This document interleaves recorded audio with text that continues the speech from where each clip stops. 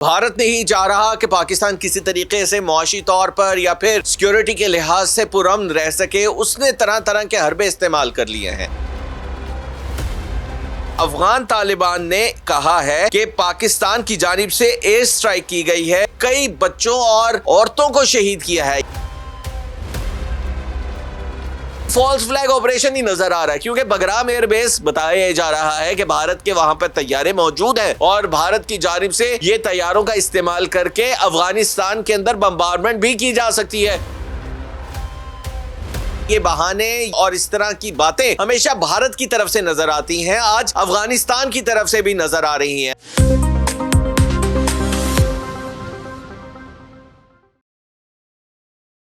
नाज़रीन, इस वक्त सेंट्रल एशिया के अंदर अहम तरीन किस्म की डेवलपमेंट सामने आ रही है और इन डेवलपमेंट के अंदर भारत का बहुत ज़्यादा अहम रोल नज़र आ रहा है। भारत नहीं चाह रहा कि पाकिस्तान किसी तरीके से मुआशी तौर पर या फिर सिक्योरिटी के लिहाज से पुरअमन रह सके। उसने तरह तरह के हरबे इस्तेमाल कर लिए हैं। भारत की आपने सर्जिकल स्ट्राइक के बारे में भी सोचा होगा जो कि एक मजाक थी और उसके अंदर हमने देखा कि फॉल्स फ्लैग ऑपरेशन भी उनकी जानिब से किए गए और इन्हीं ऑपरेशंस को उन्होंने निशाना बनाते हुए पाकिस्तान पर हमले करने के लिए वजूहात भी तलाश की। अब यही रवैया हमें अफगानिस्तान की पॉलिसी के अंदर भी नजर आ रहा है और उसकी क्लैरिटी भी पाकिस्तान की जानिब से दी गई है। लेकिन अफगानिस्तान इस वक्त बज़िद नजर आ रहा है। अफगान तालिबान की ही बात ले लीजिए, ये बहाने, ये सब प्रॉक्सीज और इस तरह की बातें हमेशा भारत की तरफ से नजर आती हैं, आज अफगानिस्तान की तरफ से भी नजर आ रही हैं। अफगानिस्तान ने एक बड़ा इल्जाम आयद कर दिया है। अफगान तालिबान ने कहा है कि पाकिस्तान की जानिब से एयर स्ट्राइक की गई है और इंटरनेशनल जो बॉर्डर्स हैं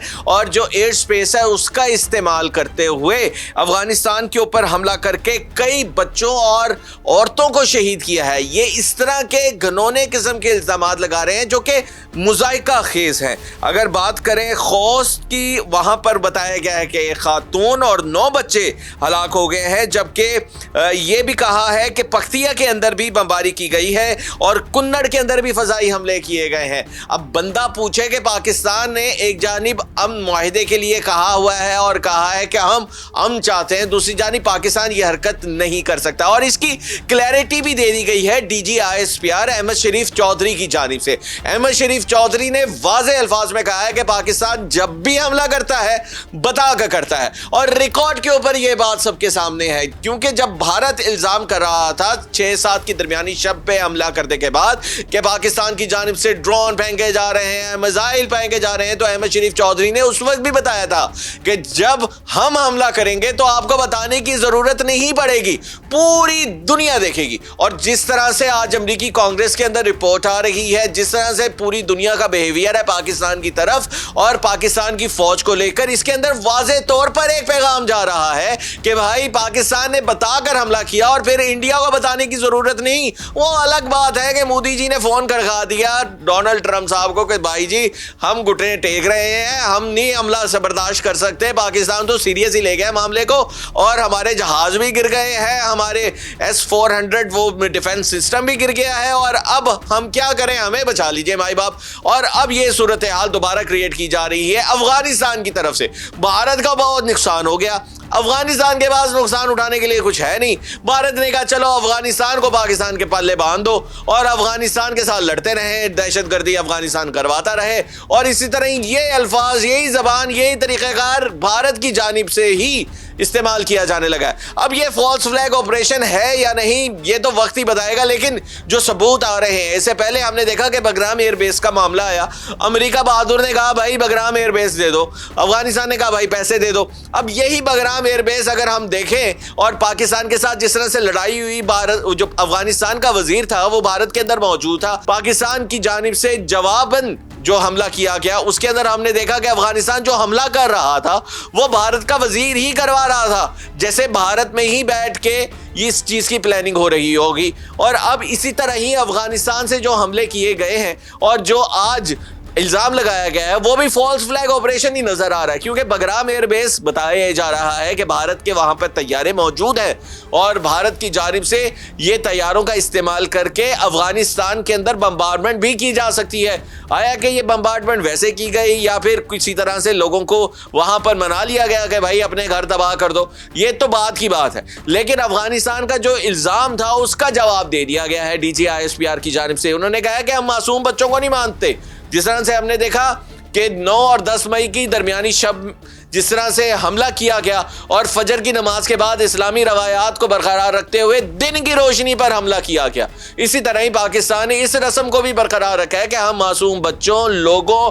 औरतों, बूढ़ों के ऊपर हाथ नहीं उठाते, तलवार नहीं चलाते, हम उन पर बम नहीं गिराते। और ये सब कुछ कर दिखाया है हमारी पाक फौज ने इस्लामी रवायात को बरकरार रखते हुए। जिस तरह से अफगानिस्तान की जानिब से दरअंदाजी की गई, पाकिस्तान पर बम्बार्डमेंट की गई, पाकिस्तान की तरफ दहशतगर्द भेजे गए, पाकिस्तान पर भारी नुकसान किया गया, लेकिन पाकिस्तान ने उसको बर्दाश्त किया। पाकिस्तान ने उनके जितने भी ताजिर थे उनको भी सिक्योरिटी फराहम कर दी। ना सिर्फ ताजिर बल्कि मुहाजिर जो बॉर्डर के ऊपर बैठे थे उनको भी सिक्योरिटी दी कि भाई साइड पे हो जाओ, तुम्हारे ही लोग तुम पर गोलियां बरसा रहे हैं, बम बरसा रहे हैं। लेकिन अब जो इल्जामात लगाए गए हैं पाकिस्तान ने उसका खुलकर जवाब दिया और भारत वाजिद है कि एक तरफ से मशरिक में सिंध की धमकियां दे रहा है भारत का वजीर दिफा, तो दूसरी जानिब पाकिस्तान के मगरिब के अंदर अफगान बॉर्डर के ऊपर खुला दरअंदाजी की कोशिश कर रहा है और पूरी कोशिश कर रहा है। हालांकि भूख अफलास एक तजारत बंद होने से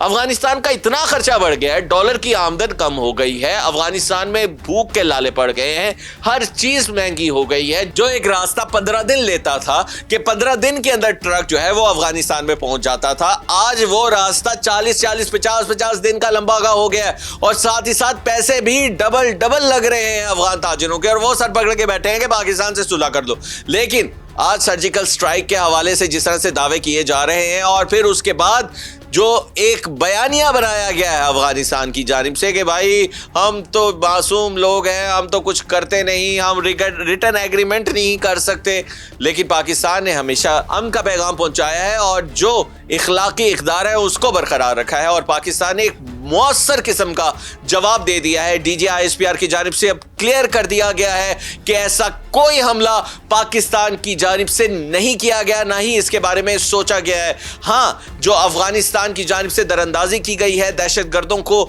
एक्सपोर्ट करने की कोशिशें की जा रही है और अफगानिस्तान बज़िद है इसके ऊपर। और यह भी कहा है DGISPR ने कि अबूरी हुकूमत फैसला करे कि वो अबूरी ही है या फिर वो एक ऐसी जमात के तौर पर फैसले कर रही है जो दहशतगर्दाना कार्रवाइयों में मुलविस है। इस पर उन्हें फैसला करना पड़ेगा कि वो रियासत के तौर पर काम करे या एक ग्रोह के तौर पर काम करे। लेकिन इखलाकी तौर पर अब अफगान तालिबान को यह सोचना चाहिए कि उनका जो इस्लामिक बरादर मुल्क है पाकिस्तान, उसकी अमन व अमान की जो सूरत हाल है उसको मजलूज़ खातिर रखते हुए इन जो नॉन स्टेट एक्टर्स हैं उनके खिलाफ कार्रवाई की जाए।